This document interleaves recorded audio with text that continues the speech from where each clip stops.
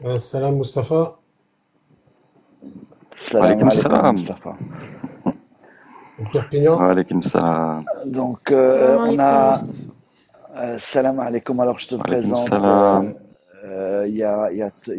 On a deux sœurs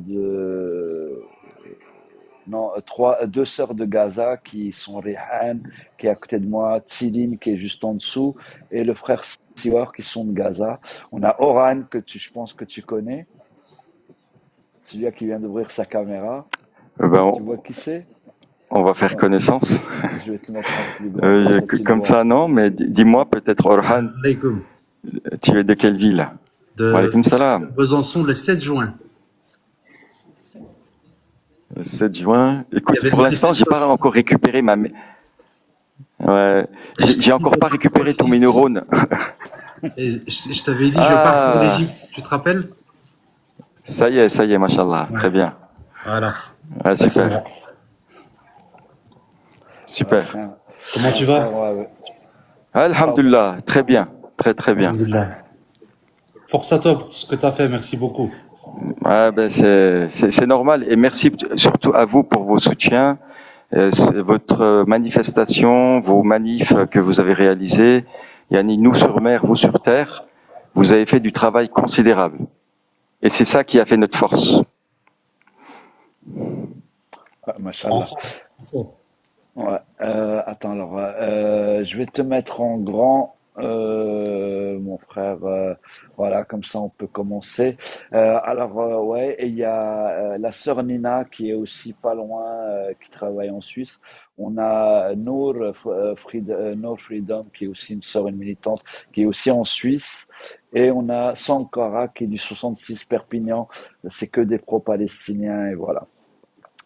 Donc, Oui, oui. je vous présente notre frère Mustapha Kak ici, les frères et sœurs. On va lancer le live. Je vous annonce tout de suite que comme moi et le frère Mustapha, on a parlé d'une heure et demie. On s'était mis d'accord pour une heure et demie. On va pas trop lui déborder parce que voilà, il est quand même encore fatigué. Je pense, ça fait à peine une semaine. Hein.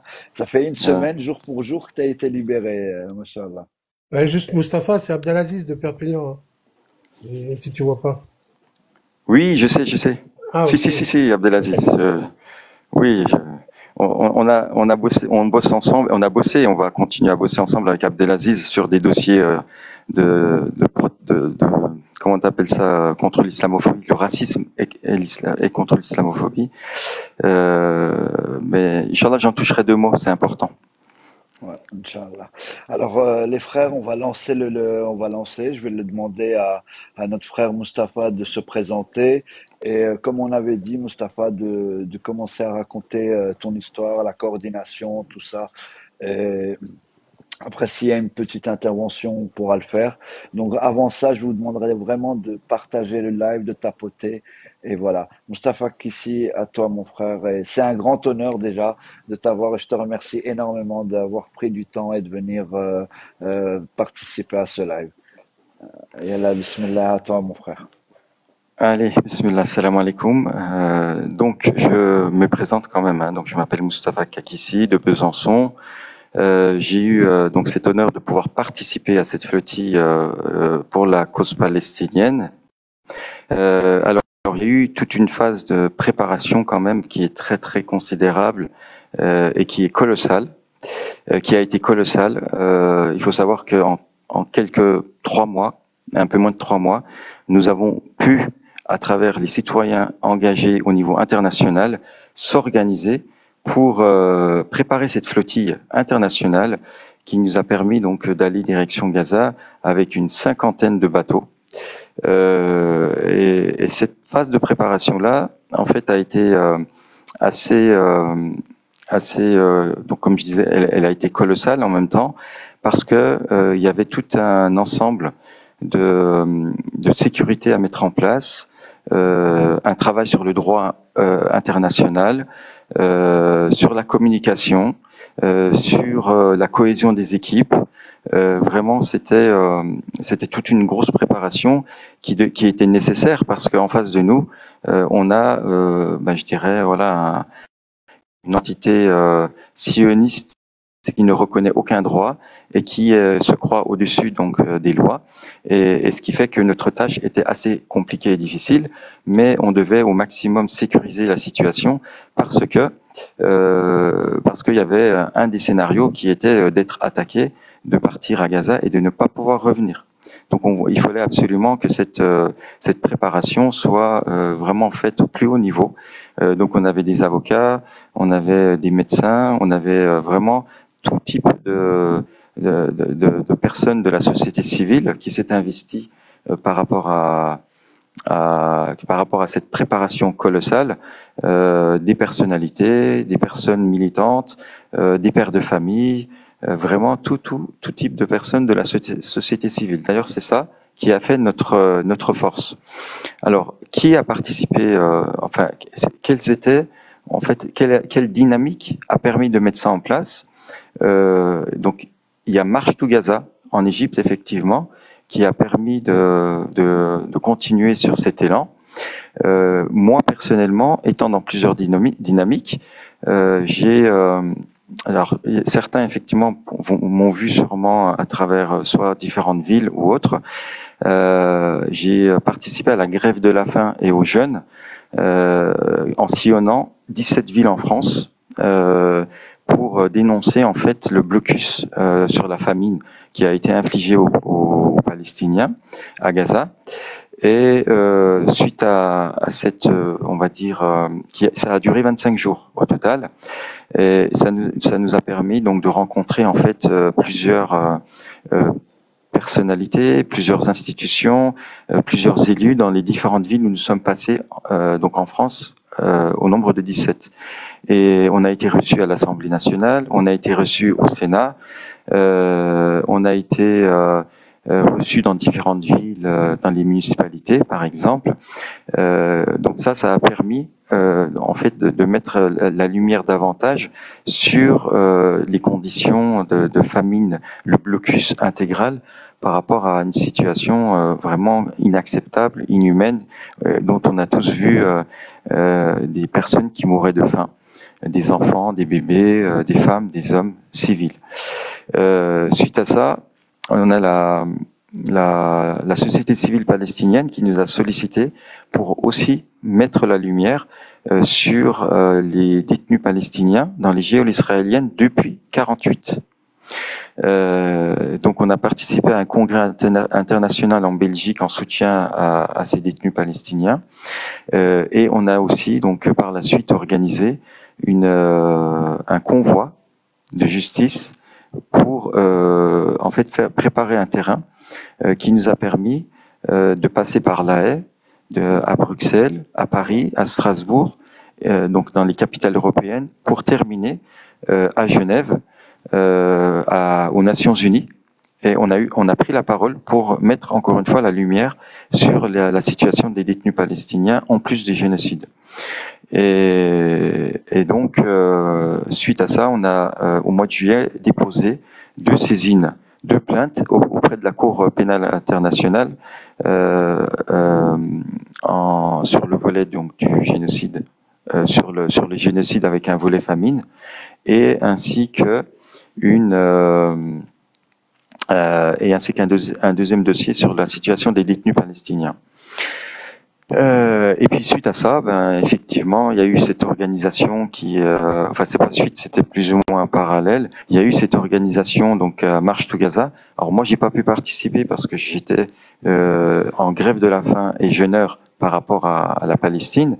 J'étais dans l'organisation et enfin donc s'est lancée cette organisation de la flottille qui a permis donc aujourd'hui effectivement de regrouper une 50aine de pays, de délégations et autant donc de nationalités qui ont pu prendre le bateau. Donc, comme vous avez pu le suivre, nous avons débuté à Barcelone le 31 août, dont moi j'étais donc l'un des.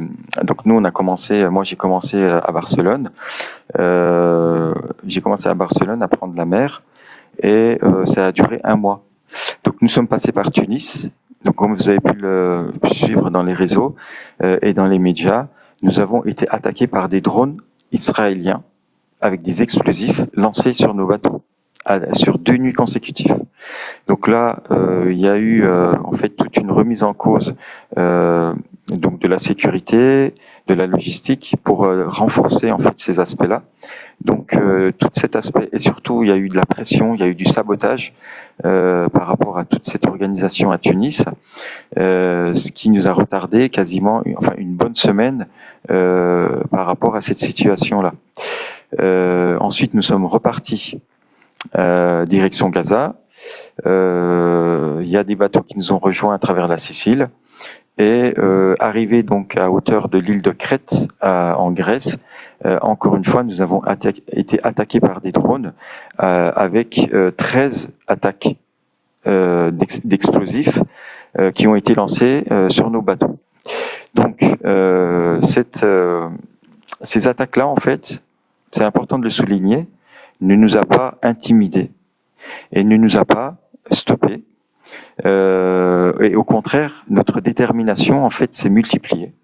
On a dit, c'est pas ça qui va nous arrêter, parce que nous, dès le début, dans les différents scénarios que nous avions mis en place, c'était ces attaques, en fait. Et on le savait.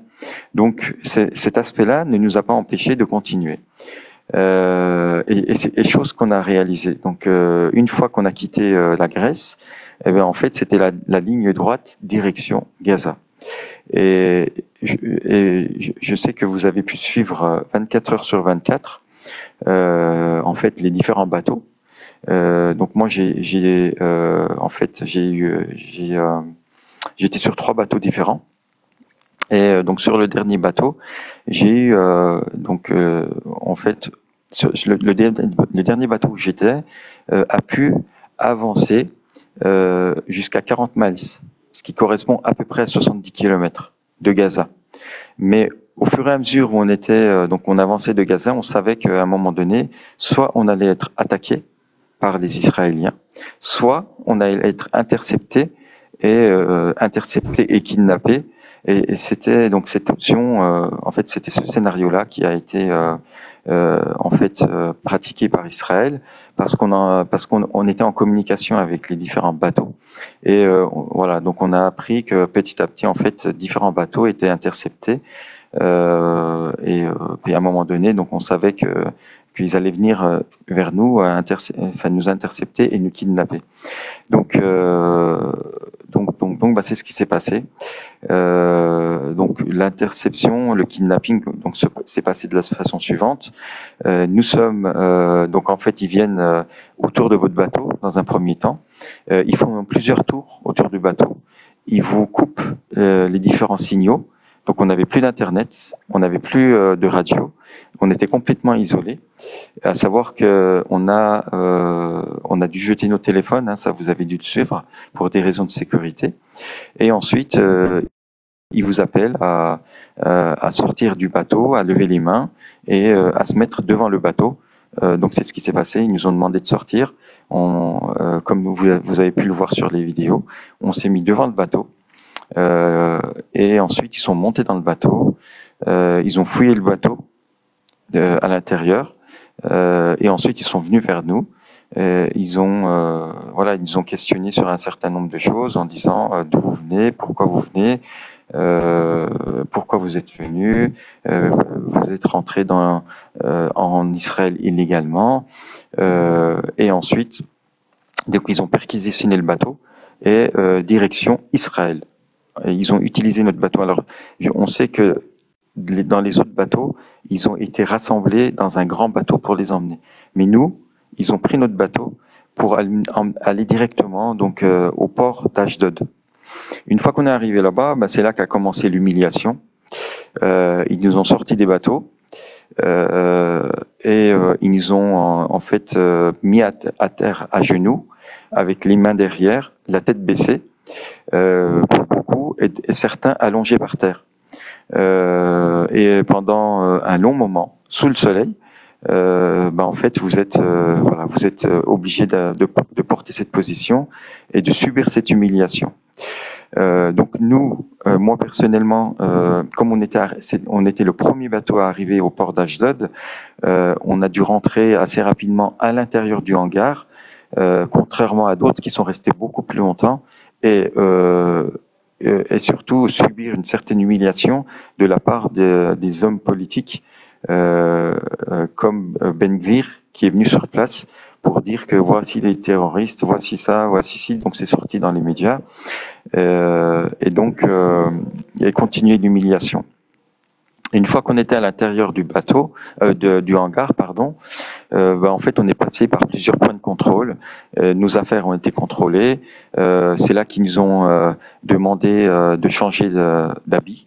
En fait, ils nous ont donné des habits de détenus. On a dû tout laisser sur place.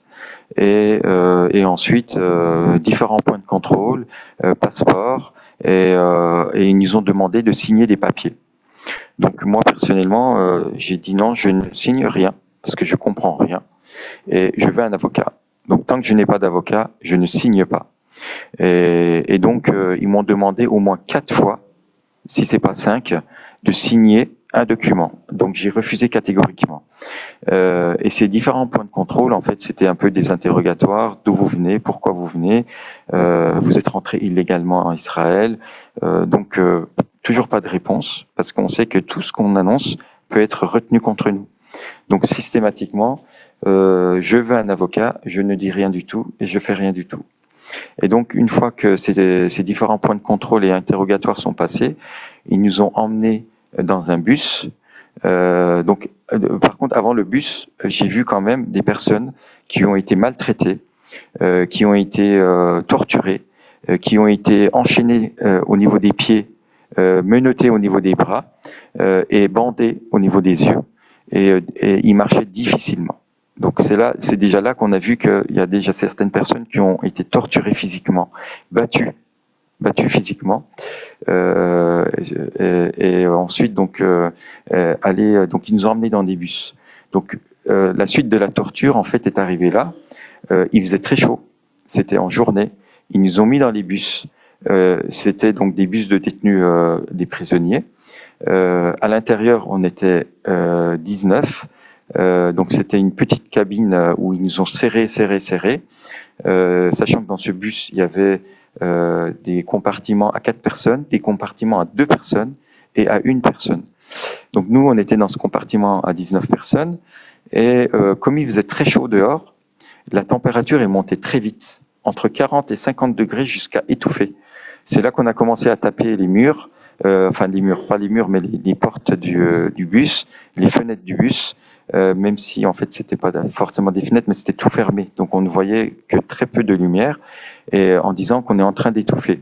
Ça a duré un bon quart d'heure, 20 minutes, et au bout de ça, on était complètement en sueur, nos habits étaient complètement mouillés, et c'est là qu'ils ont au bout d'un quart d'heure, 20 minutes en fait, les portes étaient frappées, les murs étaient, ont frappé au niveau des ferrailles des fenêtres, et c'est là qu'ils ont commencé à mettre la climatisation à fond. Donc on est passé de 40 à 50 degrés à 10 degrés, entre 10 et 15 degrés. Donc c'était la torture en passant du chaud, extrêmement chaud, à la torture en passant au froid. Donc à un moment donné, on a dit mais on va devenir malade. Donc on était, à un moment donné, oui, on a commencé à avoir très froid avec la sueur qu'on avait, et ainsi que les habits qui étaient tout mouillés. Donc voilà, la situation, en fait, la torture a déjà commencé là. Ensuite, ils nous ont emmenés pendant des heures et des heures. On a appris par la suite que c'était une prison, mais nous on savait pas. C'était une prison hautement sécurisée, qui était appropriée en fait, qui a été préparée pour eux, pour accueillir selon eux des terroristes. Donc ils nous ont traités comme des terroristes sur place. Donc une fois arrivés sur place, on est passé par des procédures de traitement diverses et variées, avec des humiliations, des regards de moquerie, des insultes. On nous a mis dans une cage très serrée, dont on a dû patienter des minutes et des minutes, et ensuite ils nous ont emmenés dans des cellules. En fait, c'était des unités où il y avait chaque unité avait 19 cellules, et chaque cellule, il y avait une dizaine on va dire, de militants participant à la flottille. Donc, nous, en fait, à ce moment-là, j'essaie de me remémorer parce qu'en fait, ce laps de temps, moi personnellement, ayant passé quasiment un mois comment on appelle ça, sur mer, un mois sur mer, entre le 31 août et le 2 octobre. C'était très épuisant, c'était très fatigant. Oui, je suis pas trop rentré dans le détail de comment ça se passait dans les bateaux, mais vous avez vu hein, dans des vidéos. En fait, je fais la petite parenthèse avant de repasser sur l'autre côté, comme je suis revenu là-dessus. C'est plusieurs nationalités qui se sont regroupées toujours par rapport à cette volonté de vouloir porter cette cause palestinienne, d'être solidaire avec la cause palestinienne, quitte à risquer sa vie pour arrêter ce génocide qui court depuis 2 ans. Et ce côté de solidarité avec, quand dans un bateau vous avez une dizaine de nationalités, en fait c'est une richesse qu'on n'a jamais vue, parce que c'est quand même une première dans l'histoire, où autant de nationalités, autant de citoyens, avec très peu de moyens, avec les moyens des citoyens du monde, on a pu, avec très peu de moyens, organiser quelque chose qui n'a jamais eu lieu dans l'histoire en réalité. C'est cette flottille qui a été préparée en très peu de temps, avec très peu de moyens, on a pu en fait réaliser un exploit que les gouvernements, les pays n'ont pas pu en fait mettre en place. Et à savoir que notre organisation rentrait complètement dans le droit international. Alors qu'Israël, nous ayant kidnappés dans des eaux internationales d'une part, et d'autre part, la manière dont ils ont agi sont complètement illégales. Donc on a été kidnappés et emmenés de force en Israël, en Palestine occupée.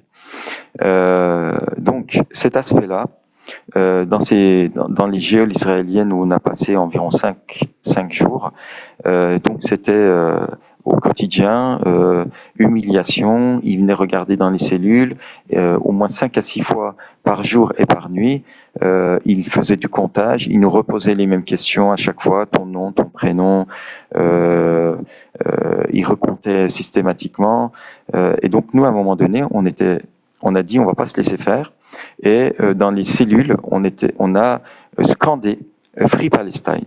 Free Palestine, Free Palestine, on tapait les murs, on tapait les portes, et des fois ça durait une demi-heure. Donc à un moment donné, ils sont venus avec des chiens, avec des personnes armées, avec des mitraillettes, à plusieurs, pour venir nous intimider et pour dire il faut arrêter.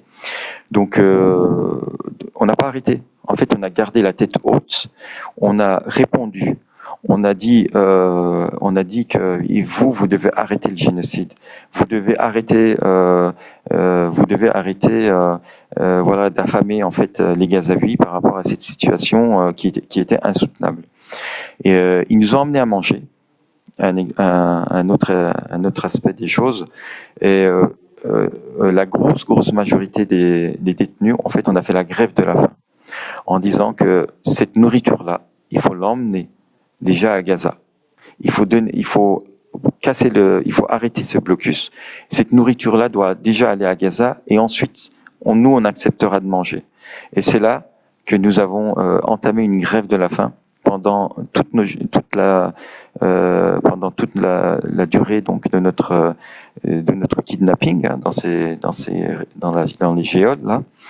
Et voilà un petit peu comment ça s'est passé au sein de cette au sein de ce passage dans les prisons. Alors on a été aussi en même temps en fait changé de cellule à cellule. Ça aussi c'était pénible parce que on ne sait pas pourquoi ils nous changeaient. En fait, ils voulaient absolument nous changer de cellule. Donc, on devait passer de cellule à cellule, voire d'unité en unité. Et c'était le désordre total. Donc, à aucun moment, alors, il y a encore un autre truc qui me revient. c'est qu'à un moment donné, comme on était très mécontents de la situation, ils sont venus,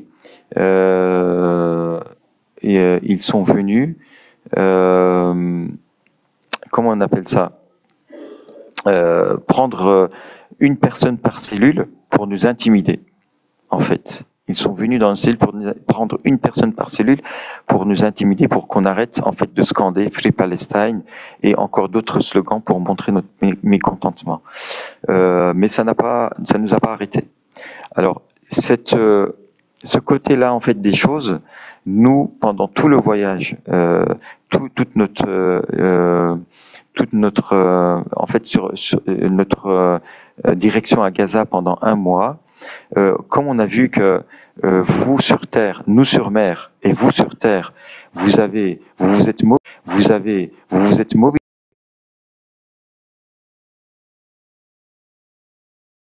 considérable pendant tout le trajet, et surtout au moment où nous avons été kidnappés. D'ailleurs, je remercie depuis là toute l'équipe à terre. En fait, on avait nos délégations. Toute notre délégation dans chaque pays avait une équipe à terre qui nous suivait 24 heures sur 24 et qui interpellait le ministère de l'Extérieur, les préfets, le président de la République, les différents élus, pour leur dire il faut absolument intervenir, il faut protéger les que je remercie individuellement depuis là parce qu'ils ont vraiment fait du travail considérable. Ils ont vraiment fait les efforts considérables par rapport à cette situation dont nous étions exposés sur le plan de sécurité. Et surtout, quand on a été kidnappés, en fait, les efforts ont été multipliés. Et nous, on a senti qu'on avait vraiment ce renfort de terre. Et ça nous a permis de garder la tête haute tout le laps de temps où nous avons passé en prison. Et c'est pour ça qu'on s'est permis vraiment d'aller de l'avant et de garder cette tête haute et de garder notre posture en disant on ne lâchera pas, on criera haut et fort notre mécontentement, même si vous n'êtes pas content. Et ça nous a vraiment, ça nous a donné de la motivation, une forte détermination. Quoi dire d'autre? Donc en prison, pour savoir qu'est-ce qu'ils vont faire de nous, en fait, on a vite compris qu'ils voulaient nous réexpédier dans nos pays respectifs. Donc on a été rapidement mis devant un juge. Donc un juge, enfin plusieurs juges, parce qu'on était plusieurs à être interpellés. Ces différents juges. Donc nous, on a été questionnés par un juge. Et la question était donc nom, prénom, d'où tu viens. Et à un moment donné, elle a dit, vous êtes rentré en Israël illégalement. Voilà. En fait, la réponse a été simple, c'est qu'on a demandé à la juge, est-ce que vous pouvez nous donner quelles sont les limites, les frontières d'Israël? Pas de réponse. Là, en fait, pas de réponse là-dessus, mais la réponse était la suivante. En fait, la remarque était la suivante. Ici, c'est moi qui pose les questions. Donc, je vous laisse apprécier le niveau intellectuel et le niveau de la entre guillemets du droit israélien par rapport à cette situation. En fait, nous on lui a dit, on n'a pas demandé à venir ici, c'est vous qui nous avez kidnappés, vous nous avez emmenés ici, et on a été emmenés de force malgré notre volonté de vouloir aller à Gaza. Donc voilà. Et ensuite, il y a eu quelques échanges et à la fin, on nous a dit, est-ce que vous voulez retourner en France? On a dit bien évidemment. Et enfin, elle a dit, vous allez retourner en cellule et attendez votre expulsion dans vos pays respectifs. Alors, c'est là qu'on a eu la visite des attachés consulaires ainsi que le consul en Israël qui sont venus prendre quelques notes par rapport à notre situation et ils ont assuré notre lien par rapport à nos familles. Donc ça c'est un point positif. Par contre, le point négatif, je le souligne, c'est que notre expulsion aurait dû se faire en France et non à Athènes, en Grèce. Et malheureusement, c'est ce qui s'est passé. Donc, on a dû, en fait, le retour après avoir été, on va dire, recontrôlé par les différents points de contrôle à travers les soldats israéliens, ils nous ont remis dans des bus et direction donc aéroport. Donc moi personnellement et tout le monde en fait, on est retourné, on est reparti avec nos tenues de détenus, pyjama avec le t-shirt, les claquettes et puis et c'est tout. On n'avait rien d'autre. Et arrivé à l'aéroport, on est monté à l'avion. Donc c'était quand même un soulagement pour nous d'un côté, mais on avait aussi quand même cette déception de ne pas pouvoir être arrivé à Gaza et acheminer en fait, casser le blocus et briser le blocus et acheminer l'aide humanitaire symbolique qu'on voulait vraiment emmener à Gaza et puis rencontrer les Palestiniens à Gaza. Ça, c'était une déception, mais en même temps, on était content parce qu'on a pu arriver quand même très proche de Gaza. Puis surtout, cette flottille, c'était une réussite extraordinaire par rapport à cette organisation qui a été faite de manière très rapide. Et voilà. Donc nous, arrivés à Athènes, en fait, on a été complètement délaissés par rapport au gouvernement. Donc pareil à Athènes, les attachés consulaires sur place sont venus nous dire qu'ils ne pouvaient pas prendre en charge notre retour en France, à Paris. Et la seule chose qu'ils ont pu faire et qu'ils ont voulu faire sur place, donc là on les remercie parce que sinon on était vraiment bloqués. C'était en fait la liaison, la communication, parce qu'on n'avait rien sur nous, pas de téléphone. Donc on a dû se débrouiller par nos propres moyens avec notre délégation française pour assurer nos retours. Donc moi, c'est vrai qu'au début je l'ai pas dit. J'étais donc le coordinateur international de la délégation française auprès donc de cette flottille. J'étais l'un des organisateurs au niveau des bateaux et donc j'étais l'un des porte-parole de la flottille, de la Global Sumut Flotilla par rapport à donc tout ce qui est communication extérieure. Donc arrivé donc à l'aéroport d'Athènes, j'ai assuré en fait cette partie d'organisation pour que tous les ressortissants français, délégations françaises et délégations suisses, puissent repartir à Paris avec soit leurs propres moyens, soit à travers notre délégation française, soit à travers la délégation suisse.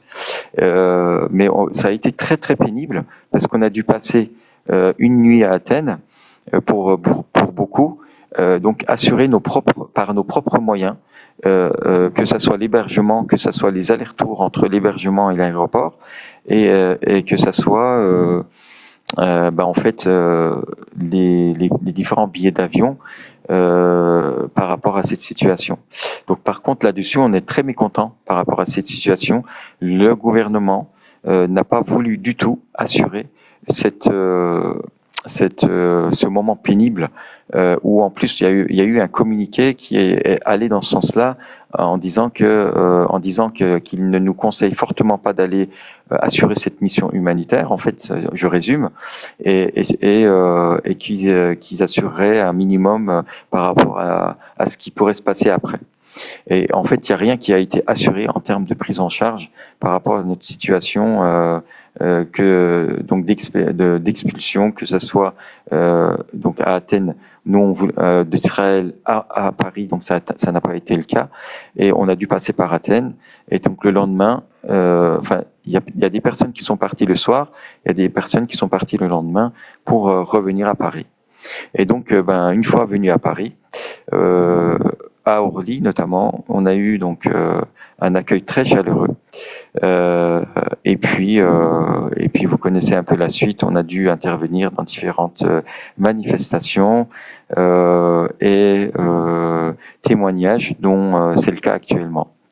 Donc voilà un petit peu notre, je dirais, aventure, mission, action citoyenne, je rappelle pacifique, non violente, qui nous a permis de faire une couverture médiatique, de mobiliser en fait le monde à travers cette flottille internationale, dénoncer les injustices, porter la cause palestinienne, dénoncer en fait la complicité en même temps des États occidentaux notamment à travers leur silence, la complicité génocidaire à travers leur silence, ainsi que la vente d'armes par rapport à ce qu'on connaît aujourd'hui, hein, la France y compris, et montrer que à partir de maintenant, à travers les différentes actions qu'on a pu à travers les différentes dynamiques et actions qu'on a pu mener jusqu'à aujourd'hui, et cette action-là, et les différentes flottilles qui ont suivi, que je salue actuellement. Il y a eu en Libye celle du Omar Mortar, il y a eu le Thousand de Madeleine, et encore d'autres qui ont suivi, et qui actuellement, à travers la Turquie notamment, qui ont assuré en fait qui ont d'ailleurs assuré que ce que la Suisse, par exemple, ou la France n'a pas assuré, le retour de leurs ressortissants, qu'il faut saluer aujourd'hui, il faut le souligner, et que voilà, que beaucoup de pays n'ont pas assuré par rapport à leurs ressortissants. Donc je ne sais pas si vous avez suivi, moi, à travers les différents mails que j'ai pu, les lives, pardon, que j'ai pu assurer, j'ai réclamé en tant que ressortissant français à ce que le président de la République assure notre sécurité jusqu'à Gaza, et ensuite assure aussi si jamais on est menacé de kidnappage ou autre, notre sécurité, chose qui n'a pas été faite malheureusement. Voilà un petit peu, je crois que j'ai fait un peu le tour du sujet. Voilà, donc je pense qu'on peut passer aux questions-réponses. Ok, ça marche. Après, je te donnerai quand même le temps pour développer les actions que tu voulais, la partie action et conseil des actions enfin, tu voulais en parler aux personnes de ce qu'on a eu comme discussion ce matin. Nina, Oran, qui veut lancer la première question? Ah non, faut que je te présente quand même. On a la sœur Saadia qui est une militante qui vit au Maroc et qui est une militante contre la normalisation qui vient d'arriver entre-temps. Mais elle se présentera après. Là, on laissera la parole à Oran, le frère Oran. Vas-y, mon frère Oran. Salam alaikum. Alaykoum salam. Alors moi je voulais savoir ton ressenti quand on t'a ramené au port d'Ashdod et qu'on vous a mis à terre justement, et que un ministre, un soi-disant ministre vient et vous gueule dessus comme des enfants, et que les gouvernements en fait de chacun des pays respectifs de chacun laissent tomber ses ressortissants. Vous avez ressenti quoi à ce moment? Alors moi personnellement, comme on a été le premier bateau à arriver, on n'a pas croisé je sais pas comment on peut le qualifier, mais voilà, je pense que vous m'avez compris. Moi personnellement, je l'ai pas croisé. En fait, nous, on a été dans les premiers à venir, et donc on est rentré directement par la suite dans ce fameux hangar. Mais à travers les différentes vidéos que j'ai vues, et à travers les différents témoignages de camarades qui ont été humiliés à travers wa alaykoum salam, à travers donc les interventions qu'il a pu réaliser dans les cellules, et notamment chez les femmes. Je ne sais pas s'il est rentré dans les cellules des hommes, mais je sais qu'il est rentré dans les cellules des femmes, et surtout à n'importe quelle heure. Apparemment, c'était même la nuit. On voit en fait dans les vidéos et selon les témoignages en fait qu'il traite les militants, les humanitaires qui sont partis sur cette flottille-là, de terroristes, de personnes qui collaborent avec le Hamas, voilà, avec des insultes qui suivent, et donc voilà, moi personnellement, je peux pas me prononcer, mais je sais effectivement qu'il y a eu cette forme d'humiliation et que aucun pays n'a en fait dénoncé cette pratique inacceptable, inhumaine et hors droit international. D'accord, merci beaucoup. Merci. Merci pour ta réponse. Nina, tu voulais poser une question? Alors moi tout d'abord, bon, salam alaikum Mustapha, enchanté, Wa alaykoum merci salam. de nous accorder une petite heure et demie pour nous décrire à peu près les péripéties que vous avez vécues lors du la flottille. Excusez-moi, je suis un peu malade. Alors moi euh, je vous dis déjà tout d'abord, hein, toutes les personnes qui ont contribué à la flottille, bravo hein, pour votre courage, pour tout votre courage que vous avez fait, que tous les États du monde n'ont pas su faire, hein, bien évidemment. Et ma question est que euh, lors de l'arrestation de l'entité sioniste, hein, vous avez appréhendé en fait plusieurs choses de leur part. Alors, ma première question c'est, vous y êtes-vous préparé? Et ma deuxième, peut-être que j'ai le droit ou peut-être que j'ai pas le droit de la poser, je sais pas, peut-être par rapport à ce qui va venir, parce que je pense que vous n'allez pas en rester là. Euh, quelles sont en fait les choses qui vous ont le plus choqué de leur part, mis à part qu'il n'y a plus rien qui choque, mais quelle est la chose qui aurait pu vous choquer le plus? Barakallahu fik pour les questions. Donc pour la première, en fait, oui, on a été longuement préparé. On a, en fait, les personnes de la coordination internationale dont je fais partie, en fait, on a puisé des expériences des flottilles précédentes pour se préparer à un niveau très haut, de manière très très poussée, pour se préparer à différents scénarios. Et comme je l'ai dit tout à l'heure, il y avait ce fameux scénario donc d'être attaqué réellement, et puis de ne pas pouvoir revenir, et d'être attaqué et de rester en vie ou pas, et de ne pas pouvoir revenir. Donc ce scénario-là a été mis en avant, et l'autre scénario d'être kidnappé dans les eaux internationales, parce qu'ils savent très bien le faire, puisqu'ils considèrent que tout leur appartient. C'était l'objet d'ailleurs de la question à la juge en disant donnez-nous les frontières d'Israël, parce que eux peut-être qu'ils considèrent que les eaux internationales sont leurs frontières, je sais pas. C'était un petit peu c'était un peu dans ce sens-là qu'on essayait de comprendre.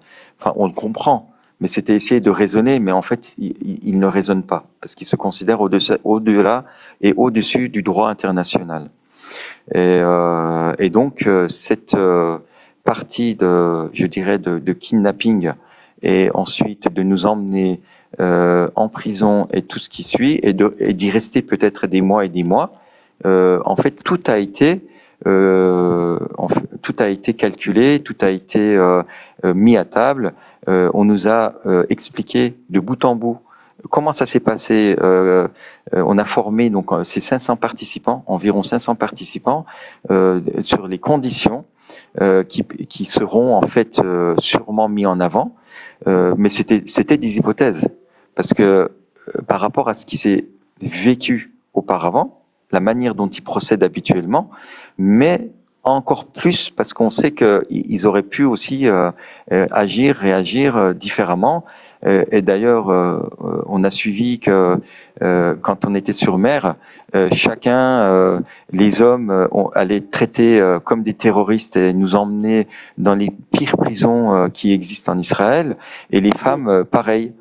Donc on a eu des échos qui vont dans ce sens-là. À Tunis, on a été, ils ont médiatisé, Israël a médiatisé en disant que on allait être traité comme des terroristes et qu'on est les collabos du Hamas, par exemple, pour nous discréditer complètement par rapport à nos actions humanitaires, citoyennes, encore une fois, non violentes, apolitiques, etc. Donc, tous ces scénarios-là ont été vus, revus, sensibilisés à tous les participants. Et en termes de sécurité, nous, comme on sait que Israël joue toujours la provocation et attend qu'on réponde à la provocation pour escalader la situation et ensuite lancer la torture, lancer les agressions physiques. Nous, sachant tout ça, on a travaillé longuement aussi sur cet aspect de non-violence. Donc, toutes les personnes qui ont participé à cette flottille ont reçu une formation de non-violence, de cohésion du groupe, de maîtrise du soi par rapport à toute humiliation, à toute provocation, à toute volonté de vouloir escalader la situation pour trouver des prétextes afin de nous agresser. Et heureusement que on va dire cette hypothèse-là, en fait, a été mise en place et en fait, chaque participant a joué le jeu. En fait, on a tous gardé notre sang-froid. On n'a pas répondu aux provocations. On n'a pas répondu à la tentative d'escalade de tout ce qu'ils auraient pu espérer. Et cet aspect-là nous a permis, en fait, de montrer que nous, on est venus de manière très pacifique, non violente, et on est là pour de l'aide humanitaire. On est là pour assister, pour être solidaire avec des civils, des femmes, des hommes qui en fait subit un génocide, qui subit une famine, et qu'on est là pour juste assurer une solidarité, être avec eux et essayer de leur apporter une aide, briser le blocus et une aide humanitaire symbolique. Voilà. Donc cette préparation. Et je sais plus la deuxième question, c'était quoi?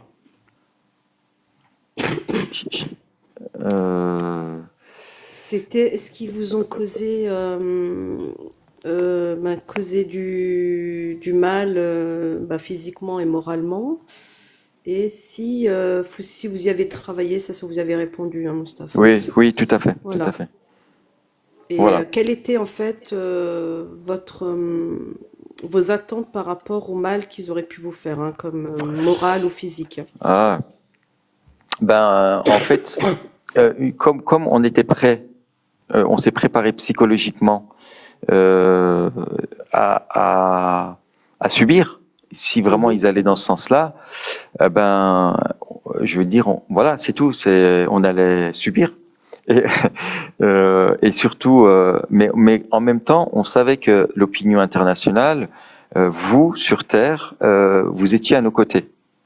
Donc il y avait aussi ce côté qui nous réconfortait en partie et qui nous rendait en fait et qui nous donnait une force quand même de dire non, ça va pas arriver parce qu'on sait que les citoyens, l'opinion internationale est derrière nous. Et donc cette hypothèse-là, je dirais, elle était vraiment au fond de nous, elle était vraiment loin. Même si on pouvait être assujetti à ça, on avait vraiment confiance à cette mobilisation internationale qui a marché en réalité, et qui a marché parce que résultat des courses, mis à part quelques collègues qui ont été vraiment torturés psychologiquement, torturés physiquement, visuellement et sur le plan sonore. Ça, j'ai pas donné le détail, mais ils nous ont mis deux téléviseurs avec la propagande du 7 octobre, et de la musique forte pour nous bassiner du matin au soir la version d'Israël, dont moi je réclame toujours une intervention d'une entité indépendante internationale pour avoir une autre version du 7 octobre, afin qu'on puisse se prononcer de manière juste sur le sujet. Voilà. Ouais. Et qu'est-ce que je voulais dire? Moi, j'ai tout de suite vu, en fait, Mustapha, je vous ai quand même posé la question, hein, mais j'ai vu que vous étiez dans le bateau de Rima Hassan. Bon, il y avait plusieurs personnes, il y avait Malika, je crois. Il y avait plusieurs personnes et j'ai adoré en fait la vidéo quand ils vous ont arrêté, qu'ils vous ont demandé de descendre du bateau, le sourire que vous avez fait à la caméra. Ah, ça, j'ai adoré. Voilà, Oui, j'ai vu. oui, effectivement, effectivement. En fait, comme je l'ai dit tout à l'heure, c'est que ces moments qu'on a passés sur le bateau, de solidarité entre nous, et puis je dirais la solidarité en même temps de vous à terre, la mobilisation. On avait encore nos téléphones à ce moment-là, enfin avant. Ben en fait, franchement, on avait vraiment aucune peur, aucune crainte, et on est allé direction Gaza dans cette ambiance-là, Soudé. et Vous êtes parti soudés, soudé, ouais. fort, on avait plein d'énergie et on était confiants et déterminés. Et voilà, c'est tout. Parce que pour nous citoyens, on sait on était complètement dans notre droit d'aller là-bas sous cette flottille, en fait, à travers cette flottille. Et donc, on n'avait aucune peur. Je veux dire, on était content. Et ce sourire-là, c'est de dire, ben, on est dans notre droit. On était dans notre droit. Et puis voilà, c'est tout. Ok. Ben, merci Merci. Mustapha. Ouais, Moi, j'ai une merci, question, Mouna. moi. Ouais, Sankara, Ouais, vite fait, non? vas-y. Oui, vas-y, Juste, vas-y. c'était pour rappeler, nous, il y a Ismaël qui est intervenu, là, qui a témoigné à Perpignan. Il était sur le bateau Mia, et lui, il me disait, il nous a dit la dernière fois au rassemblement que il avait vu des lumières sous le bateau et il pensait à un sous-marin. Et comme il y a quand même quelques bateaux qui ont approché vraiment les côtes de Gaza, j'avais demandé, posé la question, s'il y avait eu 50 bateaux de plus, est-ce qu'ils auraient eu vraiment euh, beaucoup de mal à raisonner tous les bateaux? Et est-ce qu'il y aurait pu y avoir une chance, bah, justement, d'accoster puisqu'il y avait trop de bateaux? Et, euh, et lui, il me disait que lui, il avait bien peur qu'ils étaient capables de tirer au cas où, pour vraiment ne pas faire atteindre les côtes de Gaza aux humanitaires et aux civils, quoi. Voilà. Alors à ce sujet-là, c'est vrai que c'est difficile de projeter exactement qu'est-ce qui aurait pu arriver.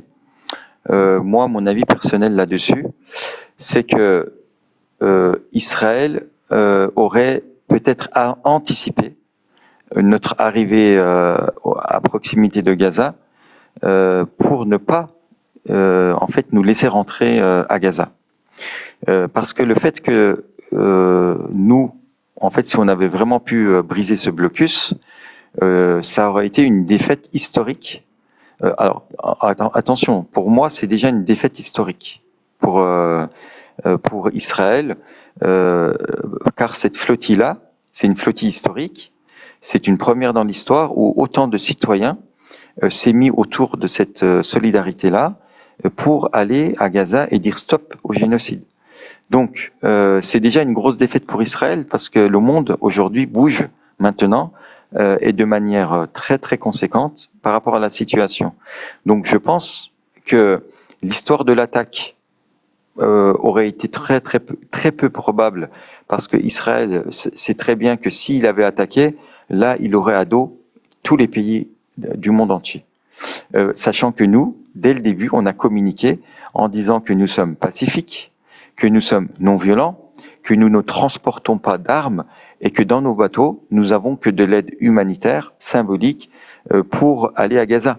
Donc ils savaient très bien qu'on n'était pas une menace.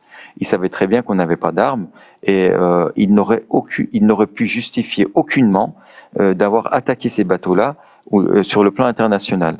Donc moi je pense qu'ils auraient anticipé parce que c'est vrai que cette gestion de nous kidnapper, hein, de nous intercepter sur les 50 bateaux, ça les a, on va dire, ça les a bien embêtés parce que c'est quand même énorme, 50 bateaux d'un coup.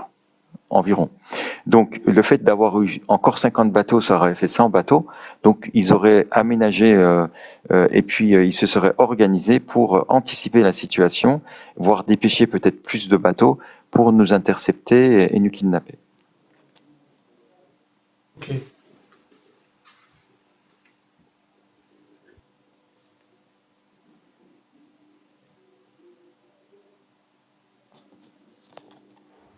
Gérard, t'es là? Oui, je suis là, je parlais avec le micro coupé. Désolé. On va donner la parole à ma sœur Sadia. Alors, c'est une sœur du Maroc, une militante incroyable depuis de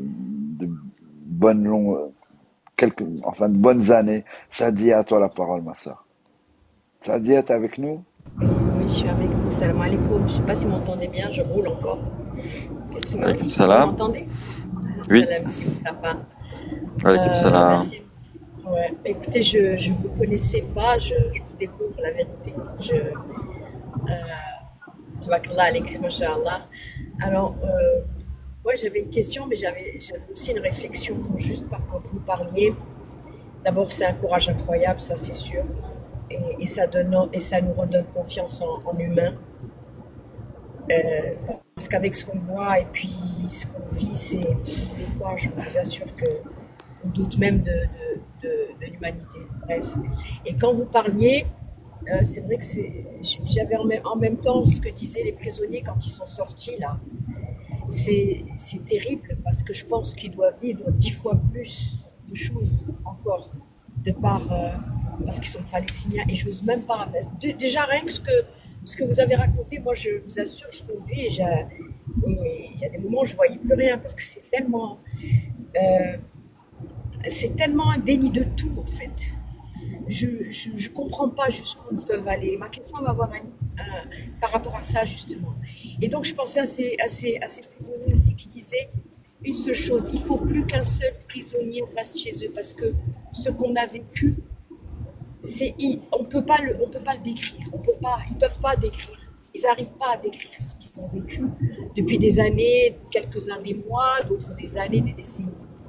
Donc je vois qu'en quelques jours, vous avez subi ça. Et bon, j'ose même pas imaginer ce que les gens subissent de par là, parce qu'ils sont palestiniens. Ça, c'est la première des choses. Donc on avait une délégation marocaine aussi qu'on suivait. Voilà, une dizaine à peu près. Enfin, ils sont restés finalement, après ils étaient plus que 6, bref. Et les derniers sont arrivés dimanche dernier parce que dans la délégation, ils avaient refusé de parler avec le représentant qui était à Tel Aviv, marocain, puisqu'on ne reconnaît pas, enfin nous on lutte contre la normalisation, donc ce n'était pas cohérent. Et du coup, ils sont restés une semaine de plus à peu près avec des traitements de ce genre, et voilà. Mais moi, j'avais juste une question, mais vraiment qui me terrifie d'ailleurs.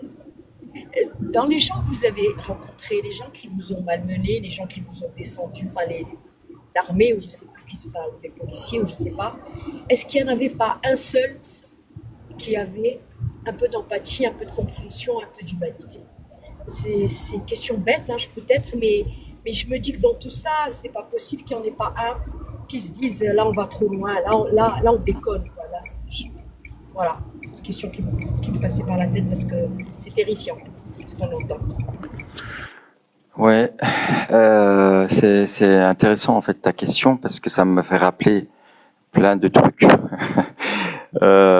Il faut savoir que le mois que j'ai passé et puis toute la préparation pendant 2 mois et demi, 3 mois, plus le mois que j'ai passé sur Terre, ainsi que le temps que j'ai passé en prison là-bas, m'a fait perdre 18 kilos. J'ai perdu 18 kilos. Donc ce que tu as dit tout à l'heure, là, par rapport à la situation des détenus palestiniens, sachant qu'en plus, moi j'ai travaillé sur ce dossier de très près, d'une part, lorsqu'on avait été invité au Congrès international en soutien, en solidarité aux détenus palestiniens, qui sont aujourd'hui au nombre de 11 000 dans les geôles israéliennes, dont 400 enfants, et beaucoup en fait, de détenus administratifs, on ne sait pas pourquoi, avec des conditions inhumaines, avec des témoignages. J'ai des vidéos actuellement sous la main, dont j'ose pas publier parce que c'est trop. En fait, c'est trop. Des témoignages de prisonniers. Enfin voilà, imaginez la suite, quoi. C'est trop. Donc, moi, j'ai perdu 18 kilos. Donc, j'imagine même pas, en quelques mois, la situation de ces personnes, des humains, qui se trouvent dans ces geôles israéliennes à tort, et que les conditions inhumaines, le privé du droit, privé d'avocats, physiquement, psychologiquement, enfin, voilà, encore une fois, comme tu l'as dit, on n'arrive même pas à imaginer cette situation-là, quoi. Donc, c'est atroce, c'est vraiment atroce. Donc, à côté de ça, effectivement, moi, j'ai essayé de rentrer en contact avec quelques soldats de l'occupation. Pour moi, c'est des terroristes, hein, je les nomme ainsi.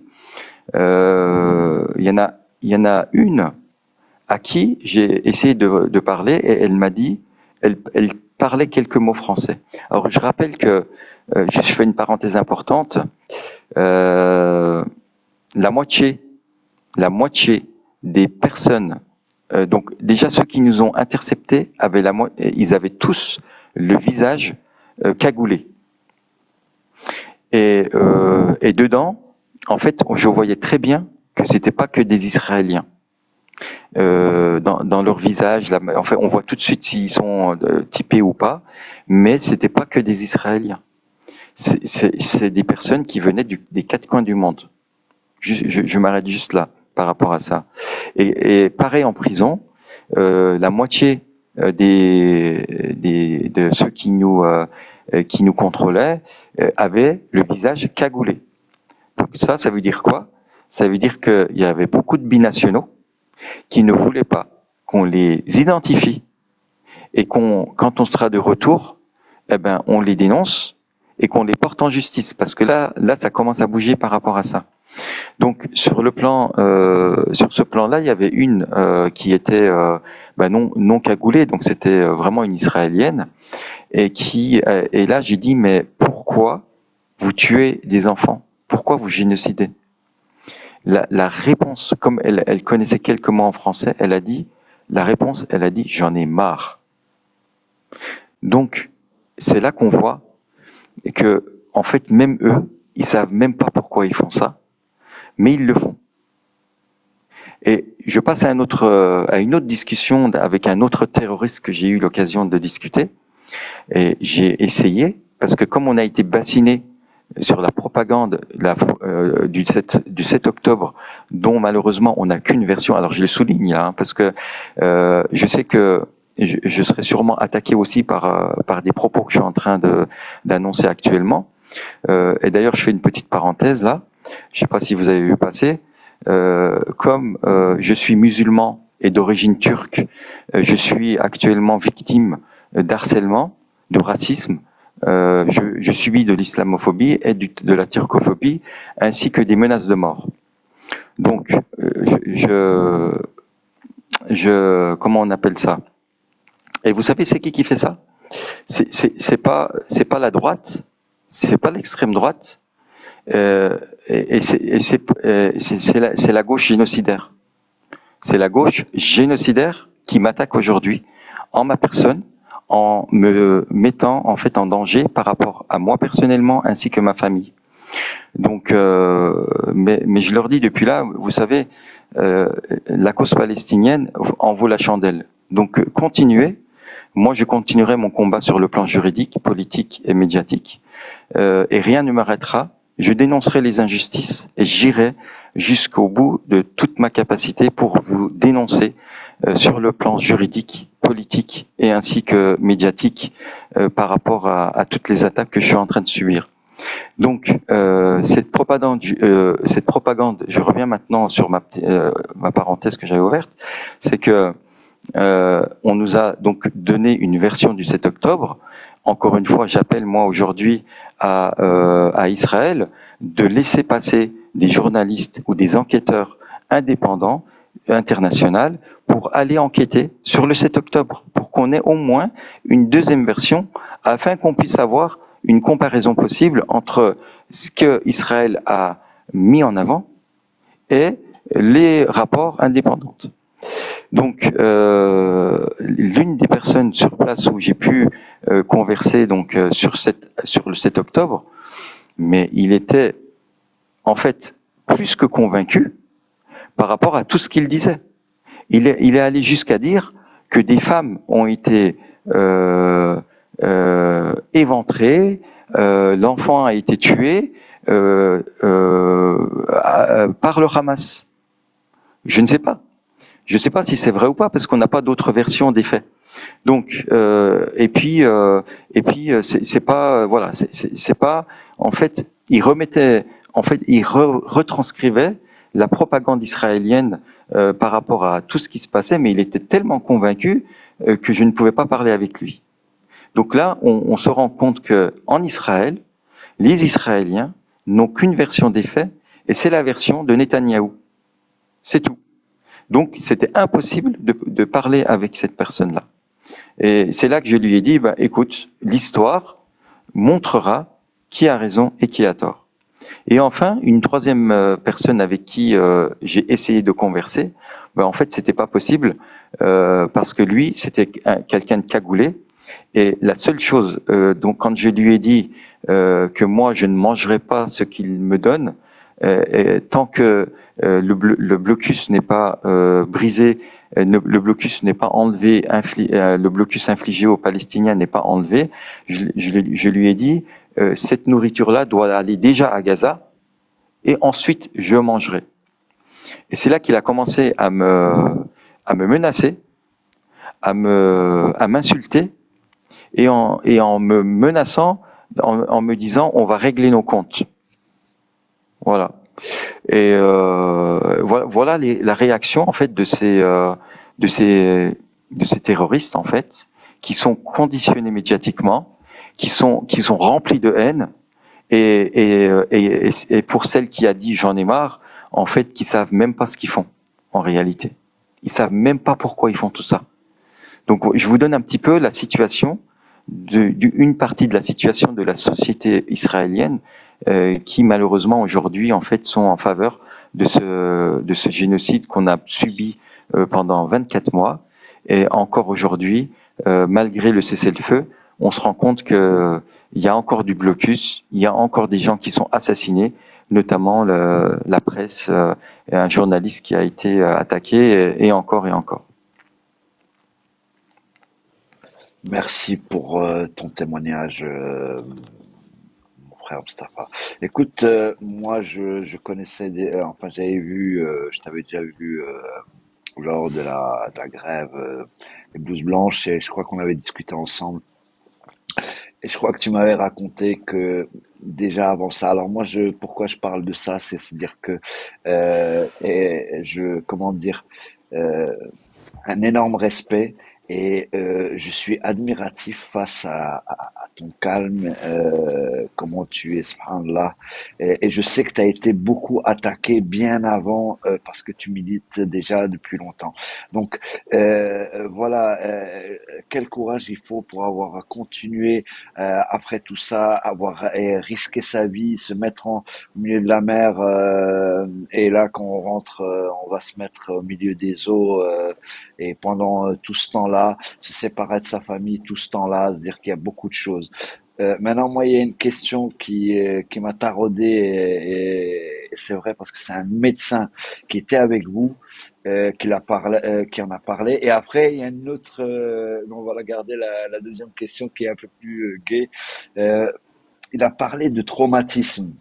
Il a parlé de traumatisme que vous avez subi et de dépression post-traumatisme qui risquait d'avoir de ces 550 personnes qui ont fait partie de la flottille. Oui. Oui, c'est Pascal. Je pense que tu parles de Pascal, avec qui d'ailleurs c'est extraordinaire parce que avec Pascal, en fait, je travaille sur plusieurs projets, dont notamment Stop Impunity, dont je vous en parle parce que c'est très important.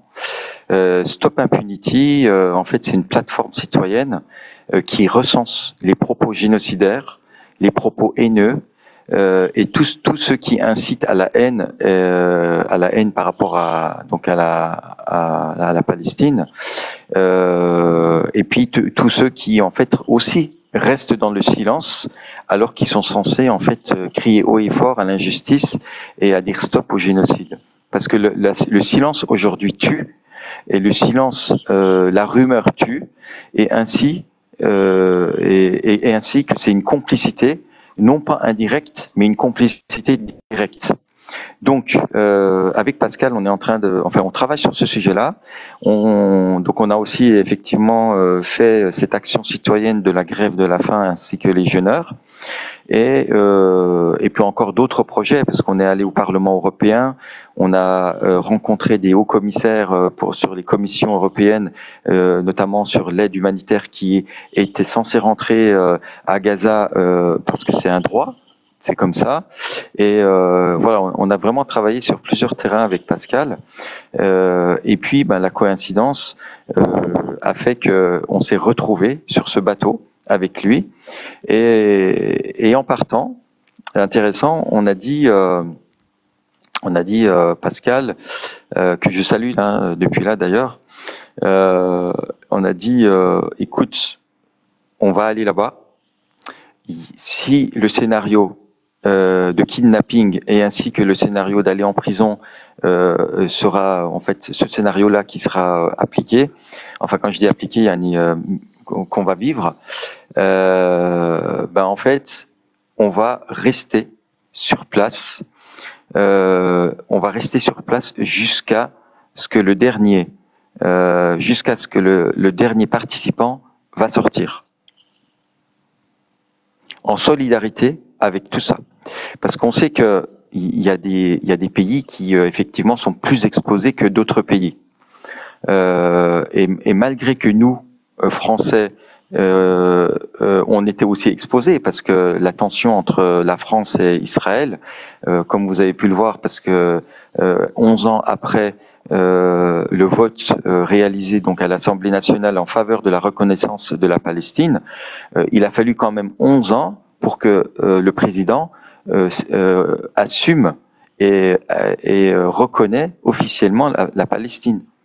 L'État de Palestine.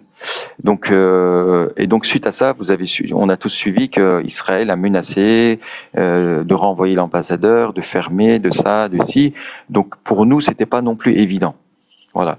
Mais malgré tout ça, nous on avait décidé, et d'ailleurs même ça me revient parce que dans les prisons, lorsqu'on était dans les prisons et que les terroristes là qui venaient nous questionner, on leur a bien stipulé que tant que tous les participants de la flottille ne sont pas libérés, Pascal et moi, on a dit aux gardiens que nous n'allons pas partir, on va rester en prison. Voilà.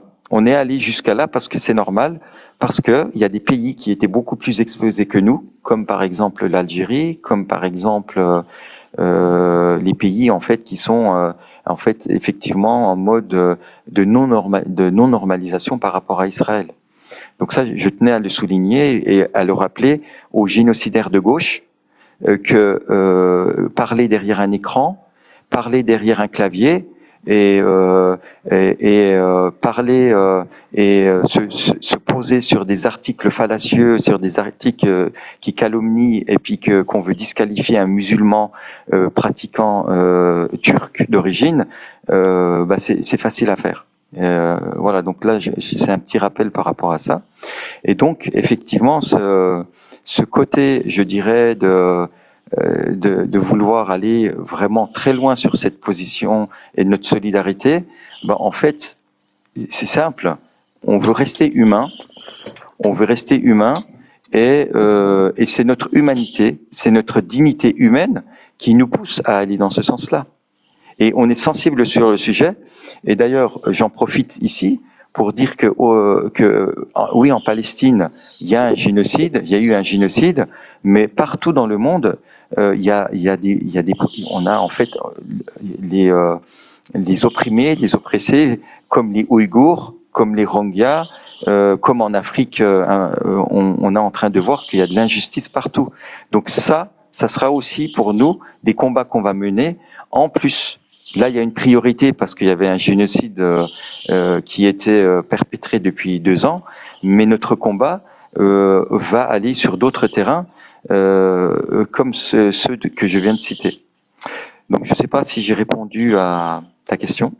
Non, non, J'ai pris un peu large. Non, c'est très bien.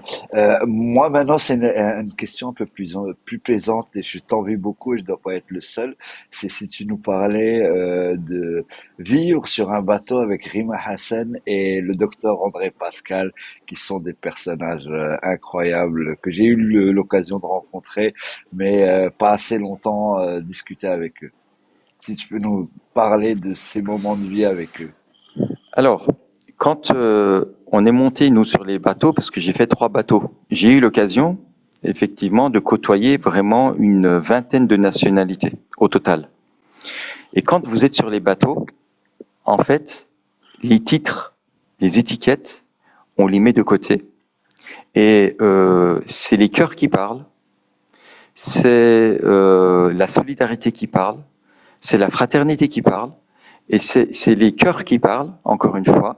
Et c'est là qu'on voit que se mettre autour d'une cause humaine et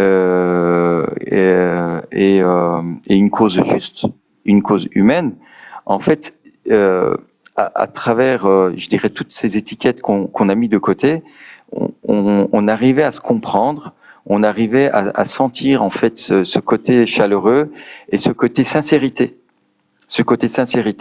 Et on voyait que à travers en fait toute ce laps de temps qu'on a passé sur les mers dans un petit bateau, parce que c'est tout petit quand même, quelques, je dirais 10 mètres carrés peut-être en fonction des bateaux, mais c'est tout petit. Donc ces moments-là, effectivement, c'est des moments. Voilà, on a rencontré des Suisses, on a rencontré des Grecs par exemple. Il y avait 2 Turcs dans le bateau. Il y avait 3 Suisses, 2 Turcs, il y avait une Grecque et des Français. Et donc ces moments-là de partage, en fait, je dirais, c'était équivalent par rapport à tout le monde, parce qu'on se disait pas un tel est plus connu que l'autre, que ça et que si. C'était cet aspect-là. En fait, on était tous au même niveau, parce que on était tous en direction de Gaza, et pour nous, c'était bien sûr qu'on a partagé notre passé, on a partagé un certain nombre d'informations, mais c'est tout de suite. En fait, on est tous identiques, on est tous au même niveau et on sera tous traités de la même manière. Et d'ailleurs, c'est ce qui s'est passé sur place. On a tous mis des pyjamas, on a tous mis des t-shirts blancs, on a tous mis des pyjamas gris et on a tous eu des claquettes et on était tous traités plus ou moins de la même façon sur place. Donc cette situation-là, en fait, voilà, c'est des moments de partage qui seront inoubliables et qui nous permettra par la suite de rebondir sur d'autres projets à venir parce qu'on est tous unis pour cette cause humaine, cette cause juste et qui nous permettra vraiment d'avancer et d'aller jusqu'à fournir les efforts pour et jusqu'à que la Palestine sera libérée.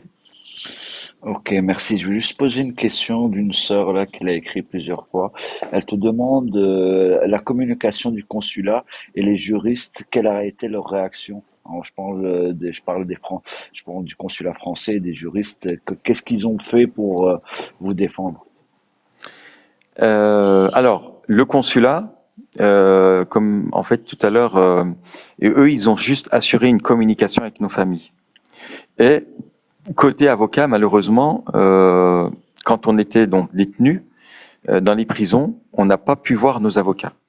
En fait, ça par contre, c'est un point à souligner, c'est qu'Israël ne nous a pas donné la possibilité de parler avec nos avocats.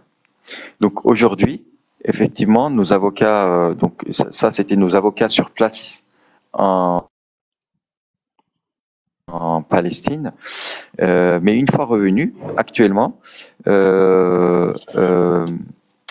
qu'est-ce que je voulais dire? Parce que effectivement, maintenant que j'y pense, tout à l'heure on m'a posé la question de la situation de traumatisme et post-traumatisme. Je vais en parler parce que nos avocats, en fait, nous ont une fois revenus, donc on est en train de préparer des rapports par rapport à tout ce qu'on nous a infligé, les humiliations, les conditions de kidnapping, les tortures que nous avons subies et les conditions d'extradition, d'expulsion et tout ça.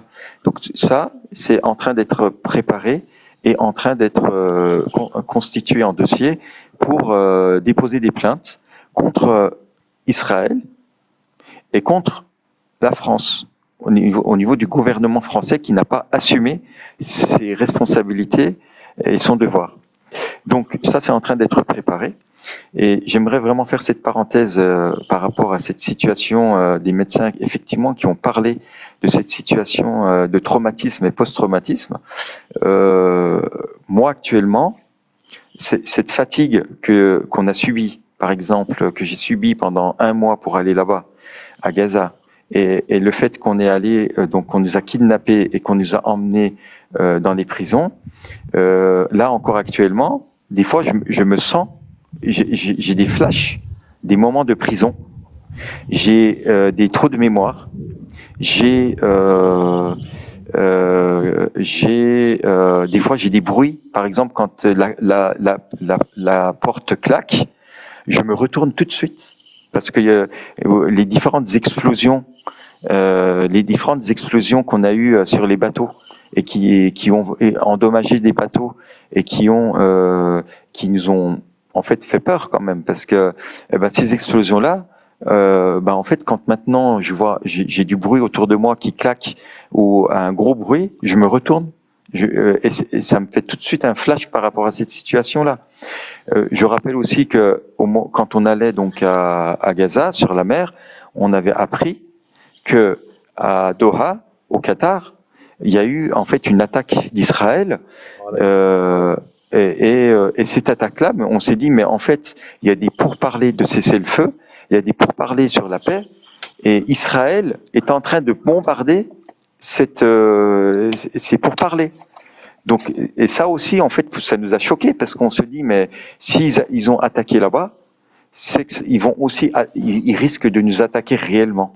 Donc vous voyez tout ça, tous ces scénarios-là, et de nous attaquer, et puis ensuite, s'ils nous kidnappent, on ne sait pas ce qui va nous arriver.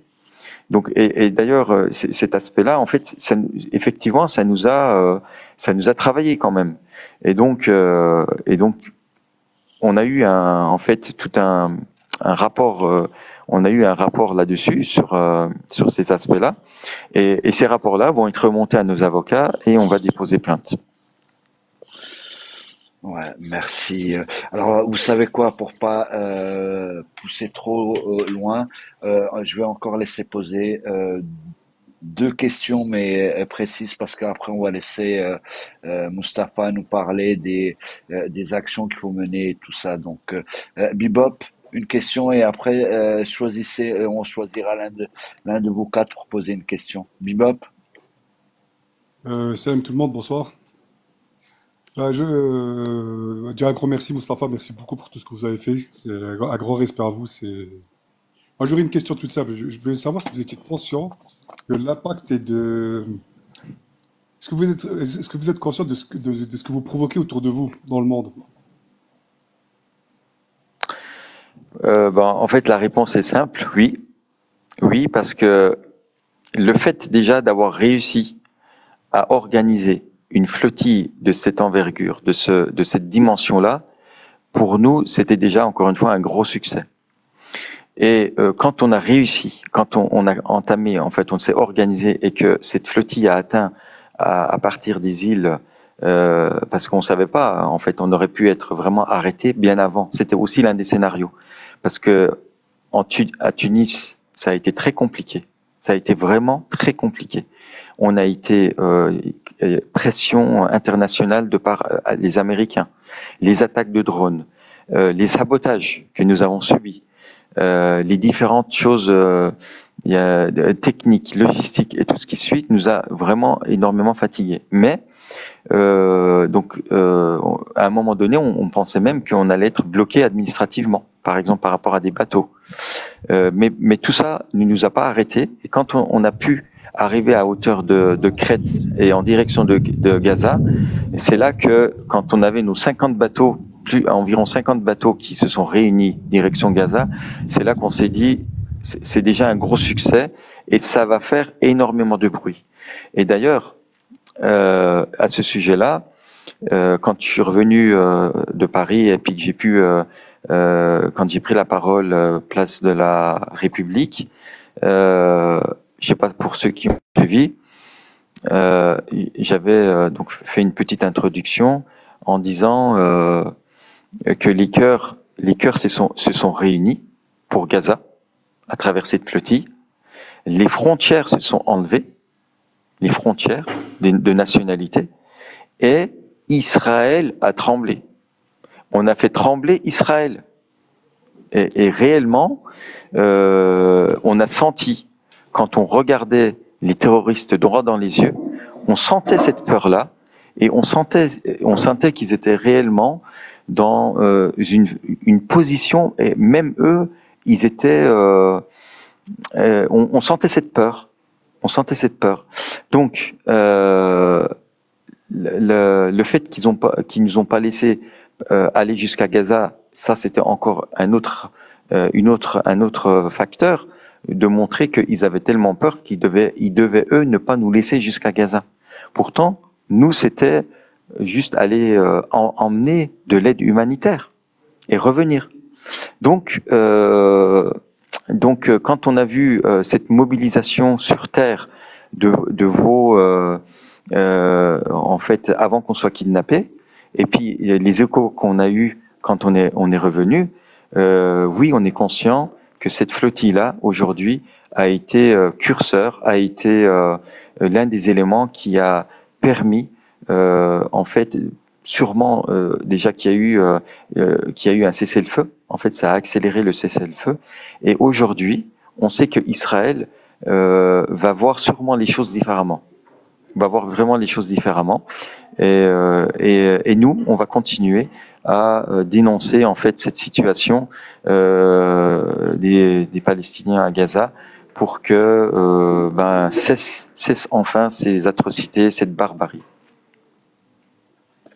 En tout cas, merci beaucoup et merci pour tout cet amour, merci pour toute cette compassion, cette force, que Dieu vous protège. Et je tenais à vous dire que vous êtes des lumières dans ces ténèbres et on vous voit de près et de loin. Et que Dieu vous protège. Merci beaucoup. Amen. Amen. Merci Bibop. Alors, le premier qui... vas-y Nina, c'est la dernière question et après on laisse le frère Mustapha finir avec ce qu'il veut. S'il vous plaît. Oui, parce que là je vais devoir quitter. Une dernière question, Mustapha, c'est qu'on a pu voir en fait plusieurs vidéos démontrant que l'entité sioniste nous montrait en fait les aides humanitaires que vous avez transportées dans les bateaux, en démontrant que soi-disant c'était en fait des pièces détachées pour l'armement, pour aider le Hamas, que c'était des bombes, bref, tout le matériel pour le Hamas. Du coup, ils vous ont dû vous poser la question concernant l'aide humanitaire. Qu'avez-vous répondu? Alors, moi, personnellement, j'ai pas eu de questionnement là-dessus. La seule chose que je peux dire par rapport à ce point-là, c'est que nous, dans les bateaux, on a pris des vidéos et on a montré clairement que ce qu'on transportait, ce qu'on emmenait à Gaza, c'était de l'aide humanitaire, c'était de la nourriture et des médicaments. Et voilà, donc aujourd'hui, on connaît de toute façon la propagande d'Israël, c'est qu'ils sont très forts à là-dessus, sur le plan médiatique, à faire de la fausse propagande. Donc aucunement, en aucun cas, ils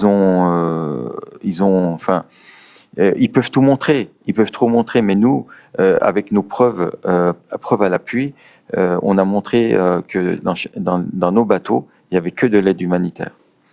Voilà. Vous y êtes préparé, quoi. Exactement. Ok. Tout à fait. Merci beaucoup, Mustapha. Alors moi, je vais te dire juste une dernière félicitation et un petit témoignage que j'ai eu en serrant la main à ton fils. Je lui ai dit, tu peux être fier de ton père parce qu'il a marqué son nom dans l'histoire. Et vous avez marqué réellement votre nom dans l'histoire. Et vous avez montré qu'il y a encore une once d'humanité dans ce monde. Merci encore. Je te laisse terminer sur les actions que tu voulais qu'on parle et qu'on continue à mener. Oui, merci encore, mais je le souligne encore une fois. Cette action-là, c'est une action d'équipe. C'est une action en fait qu'on a réalisée à travers des personnes qui se sont impliquées, qui se sont engagées.